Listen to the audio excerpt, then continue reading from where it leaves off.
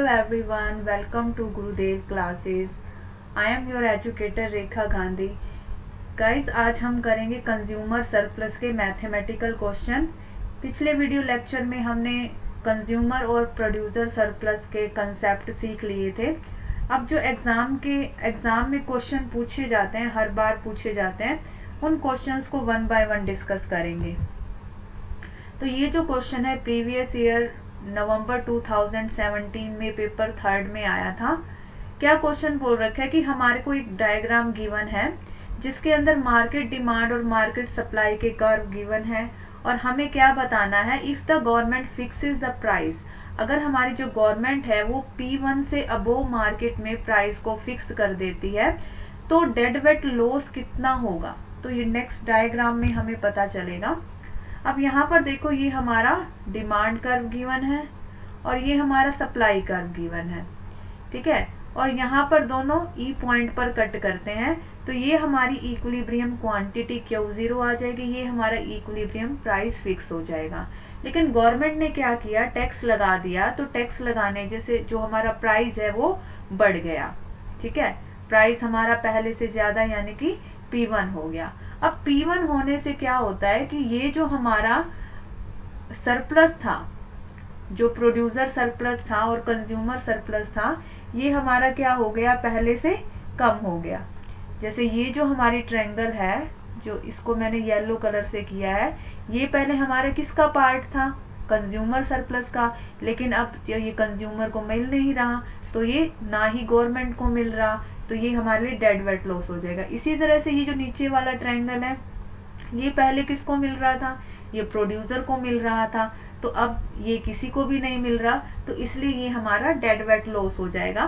तो dead weight loss किससे major करेंगे, ट्रायंगल ABE और EBC. ये जो पूरा एरिया है जो येलो कलर से मैंने आपको शो किया, ये हमारा डेड वेट लॉस हो जाएगा. तो यहाँ पर जो हम देखेंगे option number 3, area of rectangle ABE and rectangle EBC, ये हमारा क्या हो जाएगा, डेड वेट लॉस कहलाएगा. अब ये क्वेश्चन देखिए, इसमें हमें क्या मेजर करना है, कंज्यूमर सरप्लस को मेजर करना है. हमें बताना है कि कंज्यूमर सरप्लस क्या होगा. अब यहाँ पर ध्यान से देखो, ये जो हमारी बजट लाइन है PQ, ये पहले हमारी PQ लाइन थी. फिर क्या हुआ, जैसे ही हमारी जो हमारी क्या बोलते हैं प्राइस कम हुई किसी इसकी PX की मान लो क्वांटिटी, हमारी प्राइस कम हो गई. तो जब प्राइस कम होती है तो हम उस चीज़ को ज़्यादा खरीदना शुरू करते हैं. तो जैसे ही प्राइस कम हो गई तो हम PQ से PQ1 पर शिफ्ट हो गए. ठीक है, अब PQ से PQ1 शिफ्ट पर हम शिफ्ट हो गए तो जो हमारा पहले IC कर्व था यानी कि IC1 था, उसके बाद नेक्स्ट लेवल हमारा क्या आ गया, IC2 आ गया.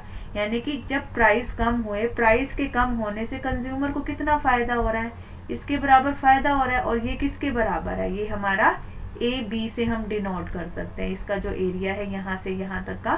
तो ये क्या आ जाएगा हमारा कि कंज्यूमर को कितना फायदा हो रहा है प्राइसेस में चेंज होने से, A से लेकर B तक जो पोर्शन गिवन है. तो इसका आंसर क्या आ जाएगा, ये 4th वाला, ये हमारा कंज्यूमर सरप्लस माना जाएगा. अब देखो, जुलाई 2014 में पेपर 3 में ये क्वेश्चन आया हुआ है और इस तरह के क्वेश्चन मोस्ट ऑफ आते हैं 1 ईयर को छोड़ के.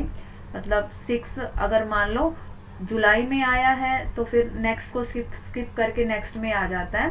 कभी कभी तो रिपीटेडली भी आते हैं. तो यहाँ पर हम बात करेंगे, यहाँ पर 2 चीज़ें दे रखी हैं, एक हमें प्रोडक्शन डिमांड फंक्शन गिवन है और एक हमें सप्लाई फंक्शन गिवन है. और हमें निकालना क्या है, कंज्यूमर सरप्लस निकालना है. तो जब भी हमें कंज्यूमर सरप्लस निकालना हो ना, हमें एक बात ध्यान रखनी है कि जो कंज्यूमर सरप्लस होता है वो क्या होता है कि जो चीज़ एक्चुअल में जो कंज्यूमर पे करना चाहता था और वास्तव में या एक्चुअल में जो पे करता है उसका डिफरेंस होता है. तो यहाँ पर हम क्या करते हैं, जब भी हमें कंज्यूमर सरप्लस निकालना है तो सबसे पहले तो हमें ज़रूरत पड़ती है प्राइस की और क्वांटिटी की, क्योंकि प्राइस और क्वांटिटी से ही तो पता लगेगा ना कितना उसने खर्च किया. ठीक है, दूसरा हमें क्या चाहिए होता है, दूसरा हमें चाहिए होता है डिमांड फंक्शन. ठीक है, ये हमें डिमांड फंक्शन गिवन भी है और डिमांड फंक्शन का करते हैं हम इंटीग्रेशन. अब इसमें देखो सेम क्वेश्चन है, ये हमें गिवन है डिमांड फंक्शन, ये हमें गिवन है सप्लाई फंक्शन और हमें कैलकुलेट करना है कंज्यूमर सरप्लस. तो जब भी हमें कंज्यूमर सरप्लस को निकालना है तो हम क्या करेंगे, integration of demand function. Demand function का इंटीग्रेशन करने के बाद उसमें से हम माइनस कर देंगे P इंटू क्यू, यानी कि प्राइस इंटू क्वांटिटी। तो यहाँ पर हमें तीन चीजें चाहिए, प्राइस भी चाहिए, क्वांटिटी भी चाहिए और इंटीग्रेशन ऑफ डिमांड फंक्शन भी चाहिए। तो सबसे पहले हम क्या करेंगे, P और Q को इसको फाइंड आउट करेंगे। कैसे करेंगे, जो ये हमें दोनों फंक्शन गिवन है ना, इसको इक्वल रख के हम x की वैल्यू निकाल लेंगे और x ही हमारी क्वांटिटी होती है, राइट। तो यहाँ पर रखते हैं 30 माइनस 5x और ये हमारा डिमांड फंक्शन। अब हम क्या करेंगे, x वालों को एक साइड ले जाएंगे क्योंकि यहाँ पर ये माइनस का इस साइड जाके प्लस का हो जाएगा और ये 10 इस साइड आ जाएगा। तो 40 इज इक्वल टू 8x, इसकी x की वैल्यू काउंट कर लेंगे तो हमारा 5 आ जाएगा। तो यहाँ पर हमें क्या पता चल रहा है कि प्राइस हमारी x क्वांटिटी हमारी कितनी आ गई, 5 आ गई। अब क्योंकि हमें x की वैल्यू गिवन है तो हम क्या करेंगे, x की वैल्यू हमारी आ गई 5, तो हम इसको सप्लाई फंक्शन में रख के प्राइस भी निकाल लेंगे। तो हमारा प्राइस भी कितना आ जाएगा, 5 आ जाएगा। उसके बाद हम क्या करेंगे, इंटीग्रेशन करके और इसकी वैल्यू पुट कर देंगे। अब प्राइस ऑफ ये जो हमारा डिमांड फंक्शन था वो क्या था, 30 माइनस 5x, इसका इंटीग्रेशन कर देंगे और माइनस कर देंगे P इंटू क्यू। अब P कितना था हमारा, 5 था, अभी हमने काउंट किया था, Q भी हमारा 5 आया था। अब ध्यान से देखेंगे इंटीग्रेशन कैसे करते हैं।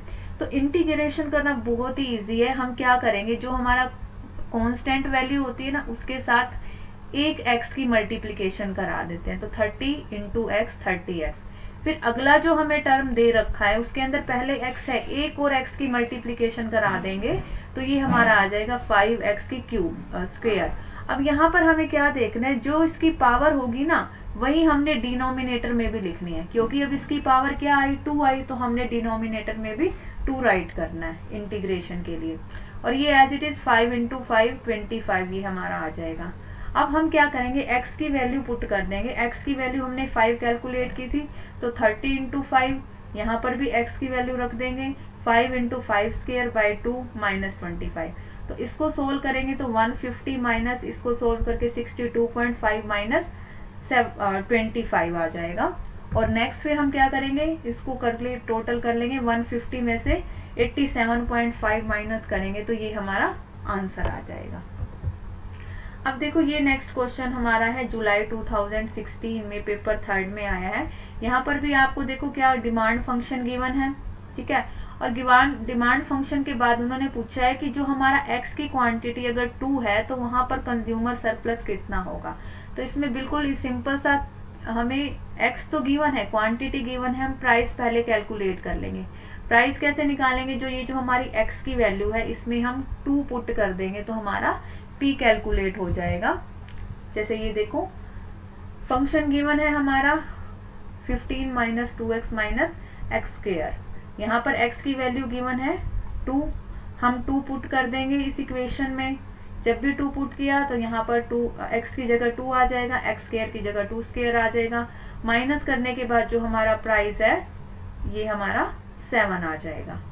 अब क्योंकि हमें p भी दे रहा, p हमने कैलकुलेट कर लिया और x हमें गिवन था, तो 7 2 जा 14 ये हमारा p इंटू एक्स आ जाएगा।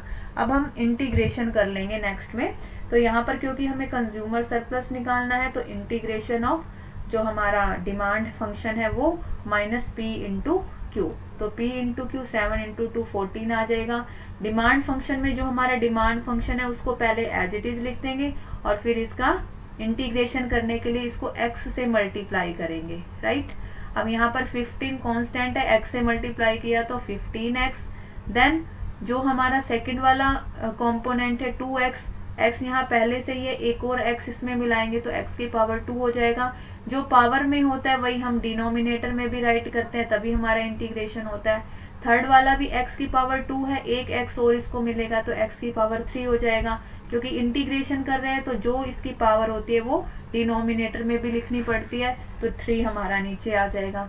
अब हम क्या करेंगे, इसको कैलकुलेट कर लेंगे, 15 इंटू 2 30 आ जाएगा, इसको हम कैंसिल आउट करके 4 आ जाएगा, ये 8/3 एंड माइनस 14।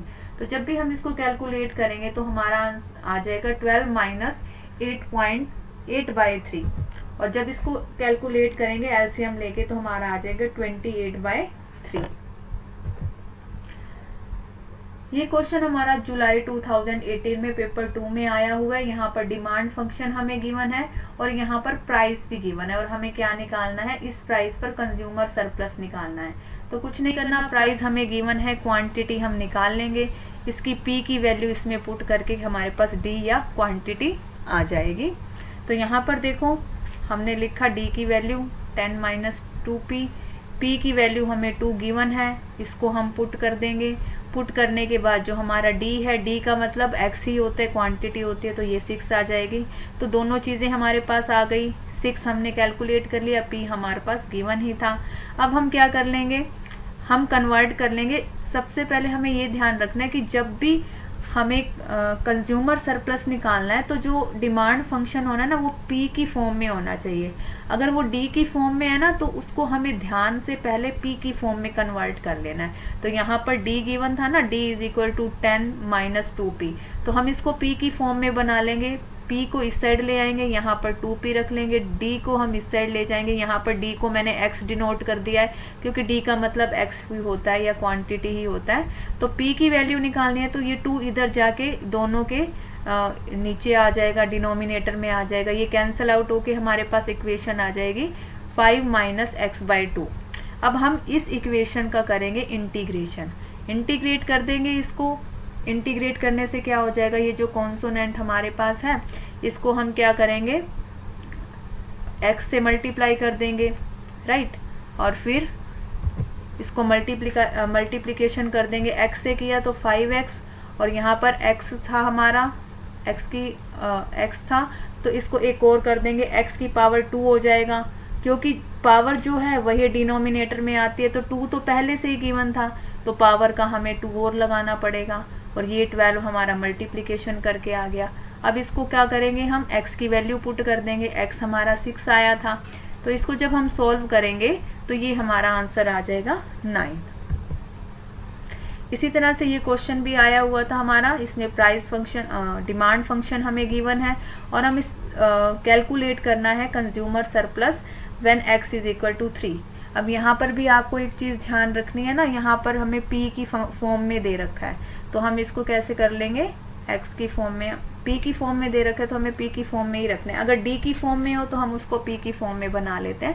तो यहाँ सिंपली हमें x की वैल्यू पुट करके p की वैल्यू फाइंड आउट करनी है। तो x की वैल्यू हमने 3 रख दी है यहाँ पर, और p हमारा इस तरह से 9 आ जाएगा। अब हम इसका इंटीग्रेशन कर देंगे, जो हमारा डिमांड फंक्शन है, क्योंकि वो ठीक ठाक दे रखा है, p की फॉर्म में दे रखा है, एज इट इज़ लिख देंगे, और इसका इंटीग्रेशन कर देंगे x से, और ये p इंटू क्यू 9 × 3 आ जाएगा हमारा। इसको हम x से मल्टीप्लाई करेंगे तो 27x आ जाएगा, फिर 3x को s से करेंगे तो 3x स्क्वायर आ जाएगा, क्योंकि पावर 2 है तो डिनोमिनेटर में भी 2 आएगा। यहाँ x की 2 को x से करेंगे तो x की क्यूब आ जाएगा, क्यूब में क्योंकि 3 ऊपर है तो डिनोमिनेटर में भी 3 आ जाएगा, और -27 एज इट इज़। अब हम क्या करेंगे, x की वैल्यू पुट कर देंगे, x की वैल्यू हमारे पास 3 थी, और उसके बाद इसको सोल्व कर लेंगे तो ये हमारा आ जाएगा 31.5। ये क्वेश्चन था हमारा जून 2015 में पेपर 3 में आया हुआ था, टिपिकल क्वेश्चन था, काफ़ी बच्चे पजल थे इस क्वेश्चन में। तो यहाँ पर देखो हमें डिमांड फंक्शन गिवन है, p की फॉर्म में ही है, लेकिन यहाँ थोड़ा सा आपको अलग सा दिख रहा होगा, 1/4q - 1/2, और हमें कंज्यूमर सरप्लस निकालना है at the q is equal to 25। जब हमारी क्वांटिटी 25 है तब हमें कंज्यूमर सरप्लस निकालना है। तो इसको करते हैं, सबसे पहले तो जो हमें फंक्शन गिवन है ना उसको रख लेंगे, ठीक है। उसके बाद हमें क्या है, जो हमें क्वांटिटी गिवन है 25, हम क्या करेंगे, q की जगह हम 25 राइट कर देंगे। अब यहाँ पर हमें ये देखना है, जो 25 है ना उसको हम और कैसे लिख सकते हैं, उसको हम लिख सकते हैं 5 की पावर 2, राइट। अब यहाँ पर क्या है, 2 से 2 कैंसिल हो जाएगा, तो ये हमारी 5 की पावर बन जाएगा -1। अब जब भी -1 है ना, कोई चीज़ ऊपर है तो वो नीचे आके प्लस में हो जाएगी, यानी कि जो ये हमारा 5 - का 1 है ऊपर, इसकी जो पावर है, जब हम इसको सॉल्व करेंगे तो ये 1/5 हो जाएगा। तो p की वैल्यू हमारी 1/20 आ जाएगी। अब P की वैल्यू आ गई हमारे पास 1/20 और Q की वैल्यू हमें पहले ही गिवन थी। हमने कंज्यूमर सरप्लस निकालना है तो हम सीधा इंटीग्रेशन करेंगे। ये हमारा इंटीग्रेशन का फॉर्मूला है। सबसे पहले 1/4 का 1/4। अब यहाँ पर Q की पावर -1/2 है। अब इसको एक और x से मल्टीप्लाई कर दें, यानी कि क्वांटिटी से मल्टीप्लाई कर दें, तो यहाँ पर पावर 1 ऐड हो जाएगी। तो जब भी हम इसको 1 में ऐड करेंगे तो 1 में से हाफ माइनस कर देंगे तो हाफ रह जाएगा, राइट। अब यहाँ पर हाफ हमारी पावर में है तो हाफ को हम डिनोमिनेटर में भी करेंगे, क्योंकि हमारा रूल है इसका इंटीग्रेशन का। तो यहाँ पर नीचे हमने हाफ भी लिख दिया। अब क्योंकि यहाँ पर हाफ है तो इसको हम क्या करेंगे, ये डिनोमिनेटर में है तो 1 तो नीचे ही रहेगा और इसको हम उल्टा कर देंगे तो 1 नीचे आ जाएगा, 2 ऊपर आ जाएगा। तो ये हमारा नेक्स्ट स्टेप में 2/4 बन जाएगा और x की पावर 1/2 रहेगी। यहाँ पर 25/20 आ जाएगा। अब यहाँ पर हम क्या करेंगे, x की पावर, x हमारा पता है कितना था, 25 था, है ना, x यानी कि क्वांटिटी Q। तो यहाँ पर 25 का हाफ करेंगे तो 25 मीन्स 5 की पावर 2। तो 5 की पावर 2 है, इस 2 से 2 ये कैंसिल हो जाएगा और इधर यहाँ 2 1 जा 2, 2 2 जा 4, यहाँ पर भी हमारा क्या रह जाएगा, हाफ रह जाएगा। और क्योंकि इधर 5 से मल्टीप्लाई है तो ये 5/2 इधर रह जाएगा और 5/2 में से हम 25/20 को माइनस करेंगे, यानी कि इसको कैंसिल कर देंगे तो 5/4 हमारा आ जाएगा। तो 5/2 में से जब हम 5 - 4 को माइनस करेंगे तो इसके पहले हम एलसीएम ले लेंगे। तो 10 - 5 करेंगे तो 5/4 और जब हम इसको सोल्व करेंगे तो ये 1.25 इसका आंसर आ जाएगा। Thank you so much guys. I hope आपको ये लेक्चर समझ में आया होगा। If you have any doubt you can put comment in comment section. I will sort your queries. और मिलते हैं नेक्स्ट वीडियो लेक्चर में एक नए टॉपिक के साथ। Thank you.